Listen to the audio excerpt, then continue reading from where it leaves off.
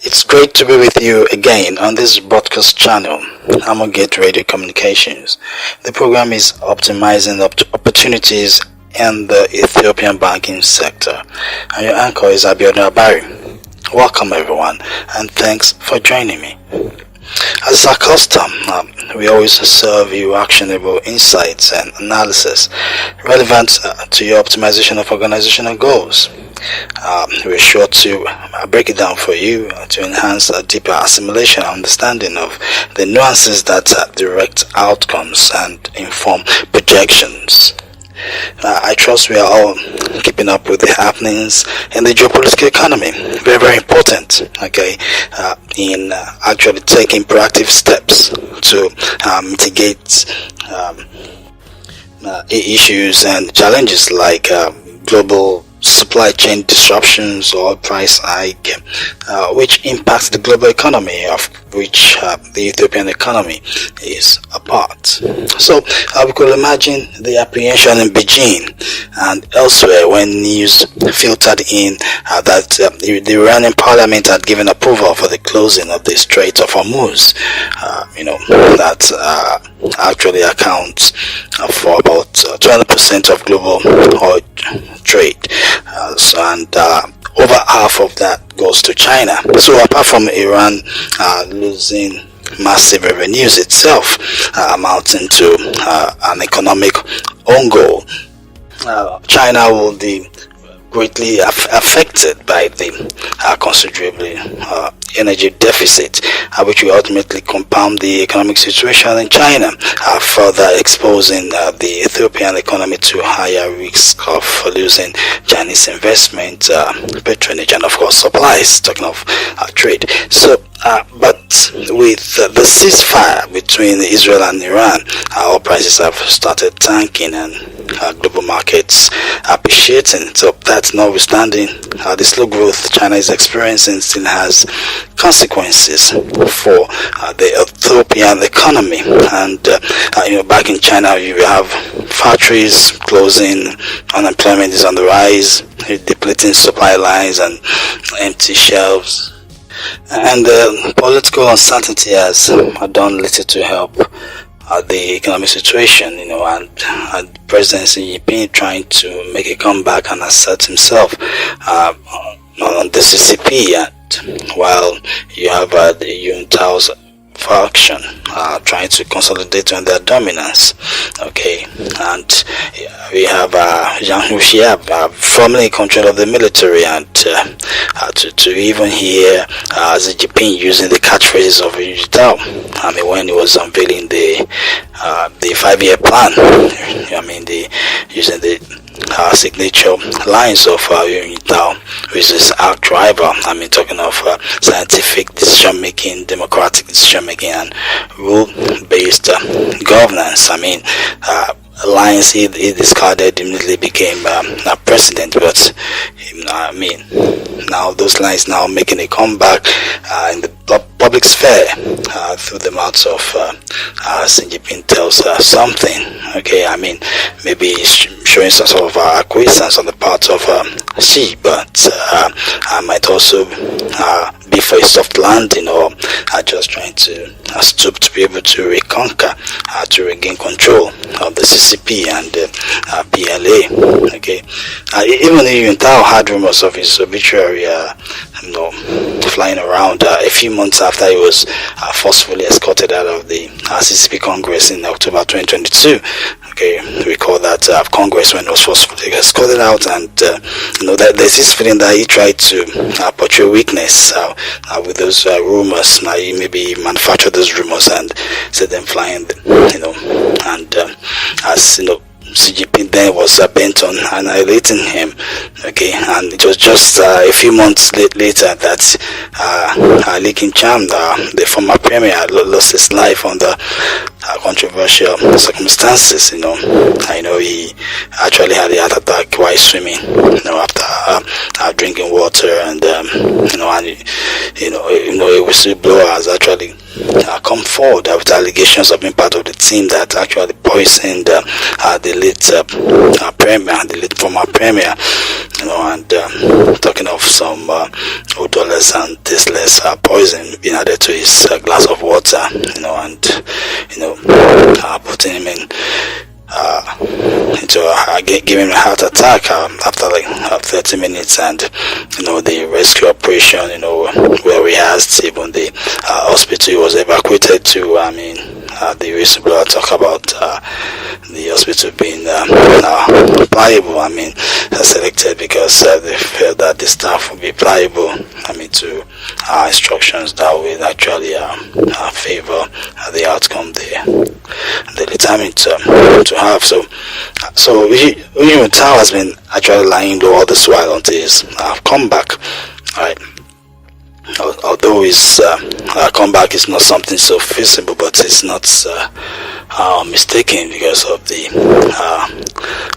outward influence of Wu for his son and Hun Chuao, in the CCP, and actually taking up important assignments, and so his influence is actually unmistakable. Okay, so for ZGP to be mouthing his signature of lines, after actually discarding those lines when he took over from him as president, I think it's a pointer to actually maybe trying to thread the needle, and hence political stability, which is a desideratum for achieving economic recovery, is actually in the horizon. Okay, so that's just my take. Okay, that maybe a balance is being achieved at the moment for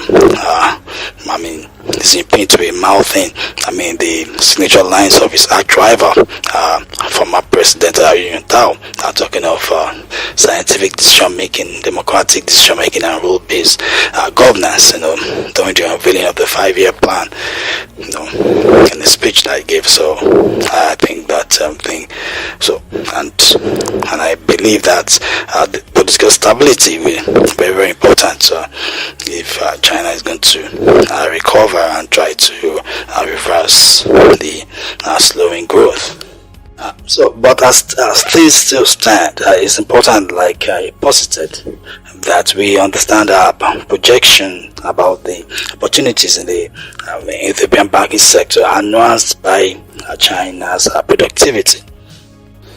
With over 4,500 Chinese drone projects across critical sectors in Ethiopia, providing employment for hundreds of thousands of Ethiopians, and accounting for about half of Ethiopia's foreign direct investments. We understand how important China needs to be doing well for Ethiopia to actually reap those benefits. So it was therefore not surprising when the Ethiopian Investment Board revised this 17-month-old directive. Okay, the directive was just issued in March 2024.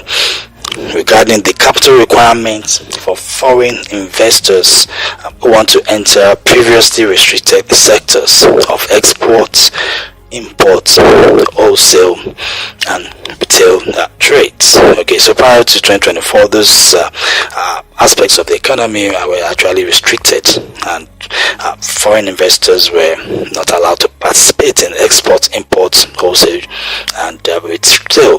Those sectors are actually reserved for Ethiopian citizens.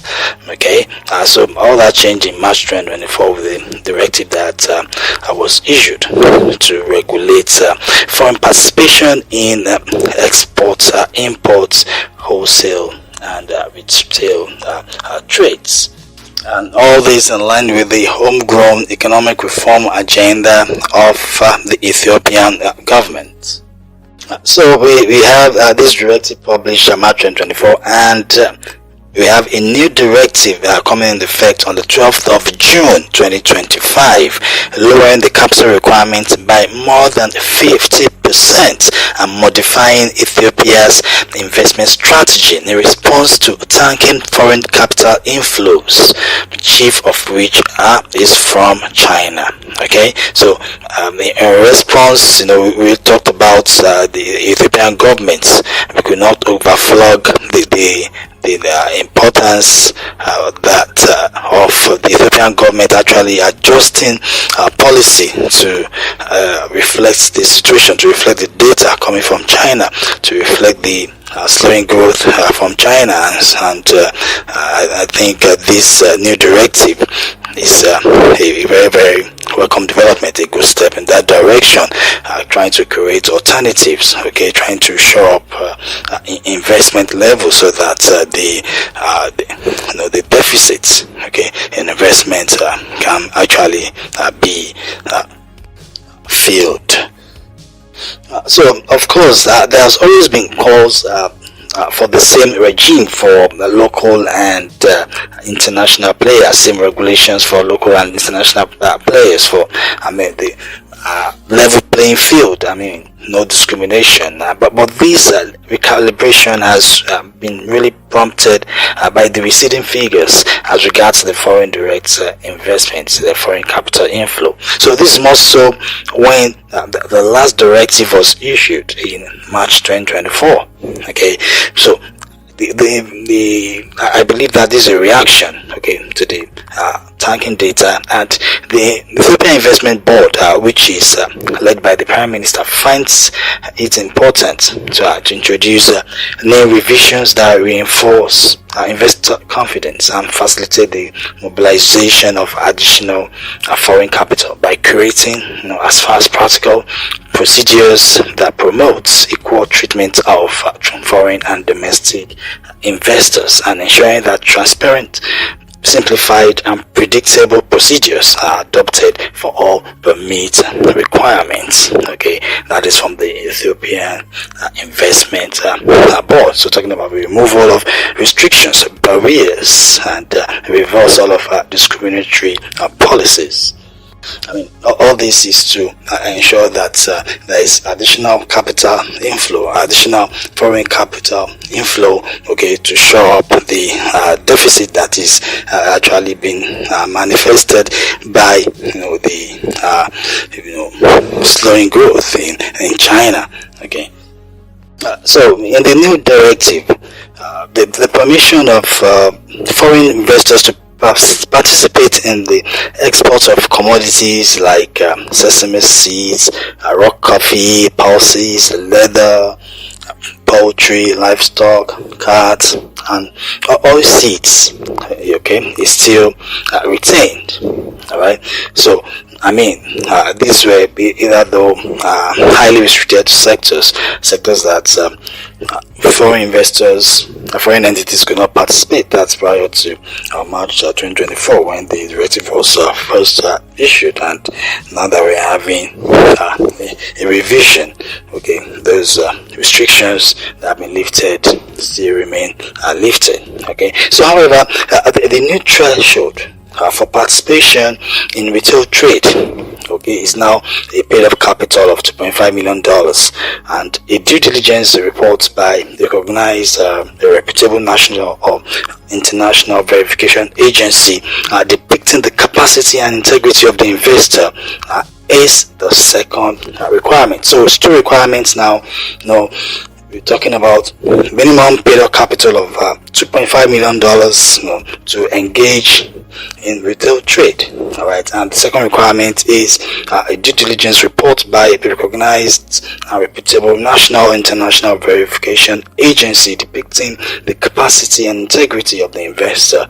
Okay, so and the valuation, all right, of the non-cash asset makeup of the paid-up capital shall be done by a professional assigned by the Ethiopian Investment Commission. Okay, so that's explicit. So talking about the non-cash asset makeup of the paid-up capital, okay, maybe other investment stock that be valued by a professional assigned by the Ethiopian Investment Commission, and looking at the exceptions issuable by the board using a case-by-case approach, especially granting reputable single brand retailers lower paid-up capital requirements. One could assume that the thinking is that the investor might just be testing the waters, and being a reputable brand, once the figures are upward looking, they will definitely scale up the investment. All right, so that is actually just trying to bring every possible investment in and every potential investment in. Okay, so because reputable single brand retailers are being granted exceptions, okay, to have a lower paid up capital than even the lowered threshold now of the $2.5 million for participation in retail trade. Okay, that will be determined on the case by case basis. Okay, so and talking about reputable brands across the world, of course, and another significant shift in the removal of trading history. This is the removal of trading history and turnover barriers. Okay, like the directive issued in March 2024 had that foreign investors had to possess at least 3 years of trading history.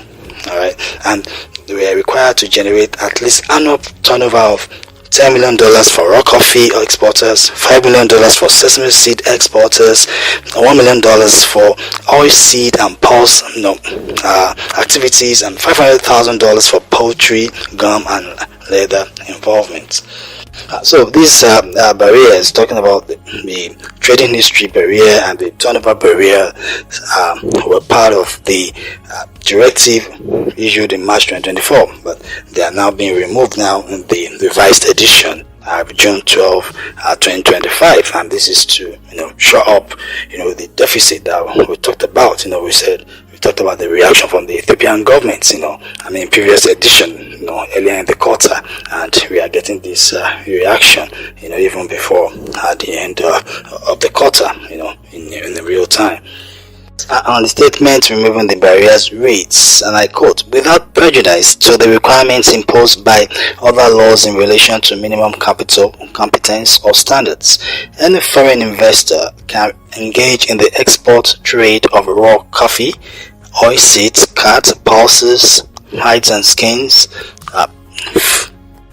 forest products, and poultry and livestock, but on the market." Okay, so the only other requirement aside the reduced minimum paid up capital threshold is the presentation of a comprehensive due diligence report prepared internally or by a recognized national or international verification agency to confirm the integrity, financial capacity, and absence from sanctions and criminal watch lists anywhere. Okay, so and it is emphasized by the published directive that the revision aims to restore investor trust and attract more foreign capital, more foreign investments by engendering an environment of fairness and clarity. Okay, removing any ambiguity, and that's of course very important to show up confidence. Okay,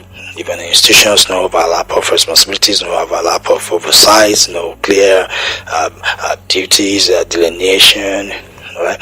So, and data from the Ethiopian Investment Commission, the EIC, shows that over 150 foreign entities, mostly from China and the United Arab Emirates, have formally expressed interests in the newly opened up sectors, the sectors that were opened up March 2024.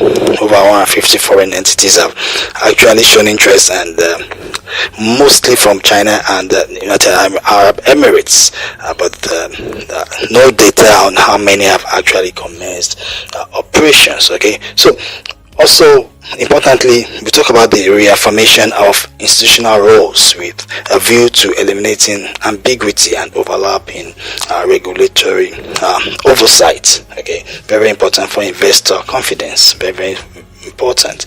And the directive reads, that directive addresses that reads, all appropriate bodies shall establish a comprehensive institutional framework to facilitate implementation of this directive.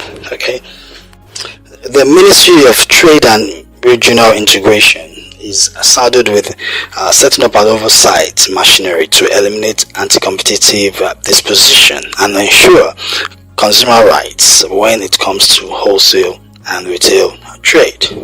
And the Ethiopian Investment Commission, the EIC, is in charge of receiving foreign investment applications, ensuring compliance, registering businesses, issuing permits, coordinating with the Ministry of Trade and Regional Integration to ensure seamless implementation.